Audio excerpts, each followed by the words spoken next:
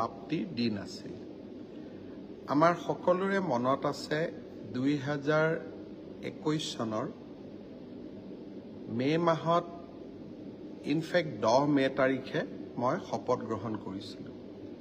সমগ্ৰ নিৰ্বাচনৰ সময়ছোৱাত মই অসমৰ ৰাইজক আন্তৰিকতাৰে সৈতে প্ৰতিশ্ৰুতি দিছিলোঁ যে বিজেপি চৰকাৰ যদি শাসনলৈ আহে 1 লাখ যুৱক যুৱতীক চৰকাৰী চাকৰি দিম।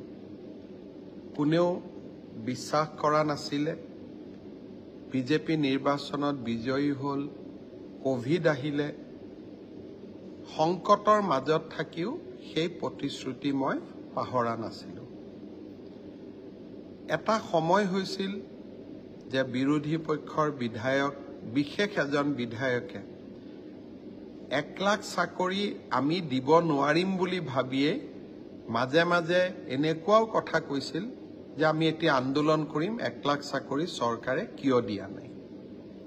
ভাল কথা, চৰকাৰে কিবা কাম প্ৰতিশ্ৰুতি মতে নকৰিলে আন্দোলন হ'ব লাগে। কিন্তু যদি প্ৰতিশ্ৰুতি মতে চৰকাৰে কাম কৰে তাত ধন্যবাদো পাব লাগে। মোক ধন্যবাদ নালাগে। আজি আমি ৯৯,০০০ আৰু ৯৭টা নিযুক্তি সম্পূৰ্ণ কৰিলোঁ। PWD, ৰোডছ আৰু বিল্ডিং ডিপাৰ্টমেণ্টত আজি আমি ৬০০ জনতকৈও অধিক জুনিয়ৰ ইঞ্জিনিয়াৰক নিযুক্তি দিলোঁ আৰু ৮১২ গৰাকী নাৰ্ছক নগাঁও, কোকৰাঝাৰ, নলবাৰী আৰু তিনিচুকীয়া মেডিকেল কলেজত আমি নিযুক্তি দিলোঁ। চাওঁতে চাওঁতে নিযুক্তি আজি 1 লাখতকৈ 3টা কম। মই নিশ্চিত যে এই মাহত নহ'লে অহা মাহত আমি 1 লাখ নিযুক্তি সম্পূৰ্ণ কৰিম। অসমত ইয়াৰ আগতে কোনো এখন চৰকাৰ নাছিলে যিখন চৰকাৰে নিজৰ কাৰ্যকালৰ প্ৰথমটো 3.5টা বছৰত 1 লাখ নিযুক্তি সম্পূৰ্ণ কৰিছিলে।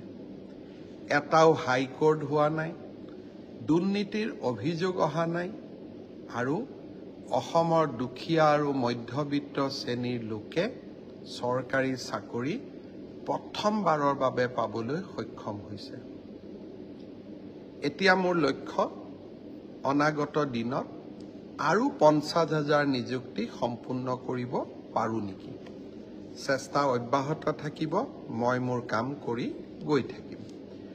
আজি মই 2টা বিশেষ ঘোষণা কৰিছিলোঁ, যি 2টা আপোনালোকৰ আগত মই শ্বেয়াৰ কৰিব খুজিছোঁ। প্ৰথমটো হ'ল আমি নিযুক্তিত স্বচ্ছতা আনিলোঁ। ট্ৰেন্সফাৰ পোষ্টিঙতো আমি স্বচ্ছতা আনিব পাৰোঁ নেকি। চৰকাৰী কাৰ্যালয়ত চলি থকা বিভিন্ন দুৰ্নীতি